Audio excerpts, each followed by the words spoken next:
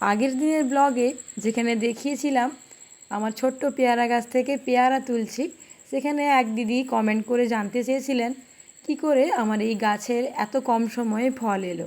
সত্যি বলতে কি, আমি গাছ লাগাই আর গাছে জল দিই শুধুমাত্র, কিন্তু কোন গাছে কখন কি ওষুধ এবং সার দিতে হবে এই দিকটা আমার হাজব্যান্ড দেখে। ওকে গাছে সার বা ওষুধ দিতে দেখি, কিন্তু কখন কোন ওষুধ কিংবা সার দিচ্ছে এত কিছুর আমি খবর রাখি না। যেহেতু আপনি জানতে চেয়েছেন তাই ওর কাছ থেকে জেনে আপনাকে বলছি।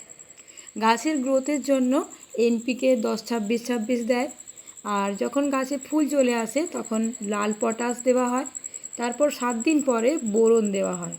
এছাড়া যদি কখনো গাছে পোকা লাগে তাহলে কাকা স্প্রে করা হয়, ব্যাস এইটুকুই। এই সার ওষুধগুলো শুধুমাত্র পেয়ারা গাছেই নয়, সব কটা ফলের গাছে একই রকমভাবে দেওয়া হয়। এই যে কামরাঙা গাছটা দেখতে পাচ্ছেন, এটা গত বছর আগস্টে ঈশার জন্মদিনে লাগানো হয়েছিল। 1 বছর হওয়ার আগেই গাছে ফল ধরে গেছে। হয়তো এবার জন্মদিনে ঈশা গাছ থেকে ফল পেড়ে খাবে। এদিকে আমার এই আমলকি গাছটায় ফল হয়নি ঠিকই, কিন্তু গাছটা খুব সুন্দরভাবে বড় হয়েছে।